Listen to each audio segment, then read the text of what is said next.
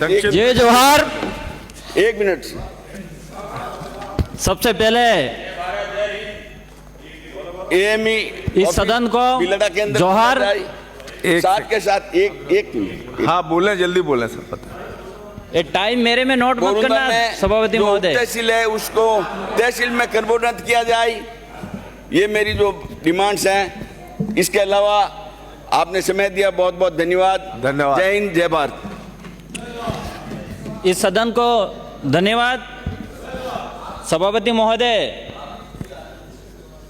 आपने बजट 2024-25 पर बोलने के लिए मौका दिया, इसके लिए मेरी आसपुर विधानसभा के जनता और भिल प्रदेश की ओर से, मेरी ओर से आपको खूब खूब धन्यवाद जोहार करना चाहूँगा।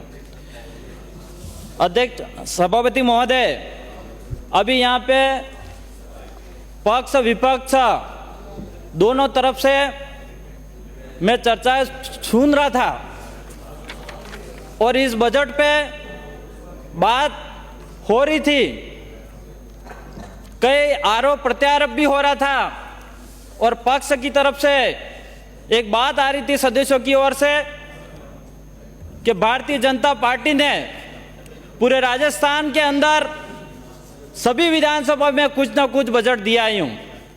लेकिन मैं भारतीय जनता पार्टी को, इन सदस्यों को कहना चाह रहा हूं कि आसपुर विधानसभा को, इस बजट को मैंने 3 दिन पढ़ा, एक भी आसपुर विधानसभा की लाइन तक नहीं आई है। इससे यह साबित होता है कि भारतीय जनता पार्टी आदिवासी विरोधी है, आदिवासी एरिया में विकास चाहती ही नहीं है। आज मैं बिजली की बात करूं, आज इस सदन के अंदर सदस्य बता रहे थे कि 3 घंटे 4 घंटे बिजली नहीं आ रही है, लेकिन मैं कहना चाह रहा हूं कि मेरा आसपुर विधानसभा और हमारा डूंगरपुर बांसवाड़ा के अंदर वो हालत है जो 2 घंटे की कटौती के नाम पे 7-7, 8-8 घंटे कटौती की जा रही है और 4-4, 5-5 दिन तक हमारे कई गांवों के अंदर लाइट नहीं मिल रही है। वो एक भारतीय जनता पार्टी के कार्यकाल में हो रहा है। ये आज मैं कहना चाह रहा हूं अध्यक्ष महोदय, सभापति महोदय, कि मैंने एक मांग करी थी 220 केवी की, लेकिन हमको ये हमारी मांग नहीं मानी गई। आज सड़कों की बात करूं मैं तो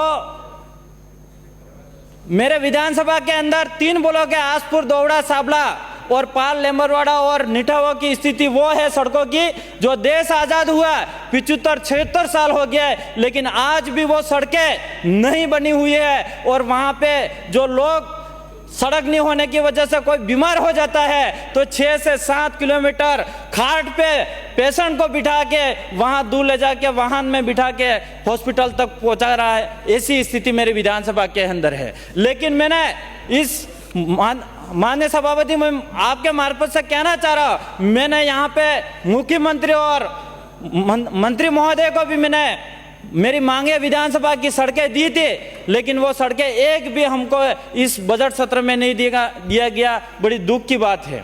आज मेरे बेणेश्वर की बात करूं, मैंने नियम प्रक्रिया 295 के अंदर भी लगाया था और मैंने इस सदन के अंदर आवाज रखी थी। आज एक बेणेश्वर धाम जो आदिवासियों का आस्था का केंद्र है और 4 राज्य के श्रद्धालु वहां पे आते हैं, लेकिन इस बेणेश्वर के अंदर भी हमारा 1 रुपया वहां पे बजट नहीं दिया गया। बड़ी दुख की बात है, 4 राज्यों की दुख की बात है, मध्य प्रदेश, महाराष्ट्र और गुजरात के लिए।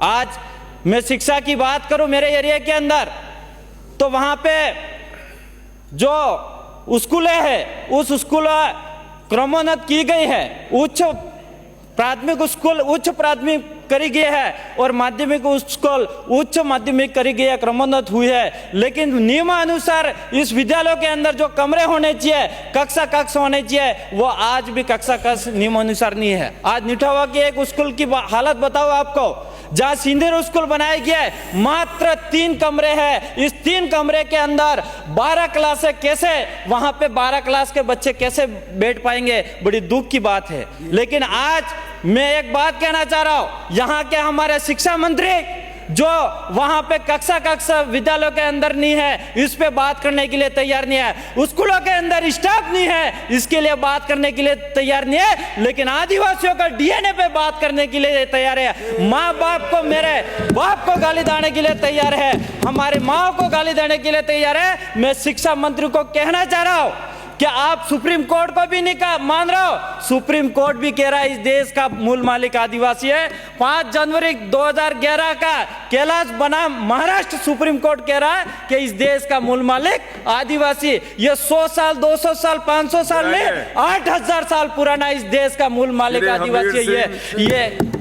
ये सुप्रीम कोर्ट कह रहा है। इसलिए मैं माननीय अध्यक्ष महोदय, मैं मंत्री महोदय 1-2 मिनट मुझे दीजिए। माननीय सभापति महोदय, मैं कहना चाह रहा हूँ, अगर मंत्री महोदय का डीएनए का असली जांच करनी है तो 2 दिन के बाद मुझे बजट 2024-25 के वाद विवाद चर्चा में बोलने का अवसर दिया।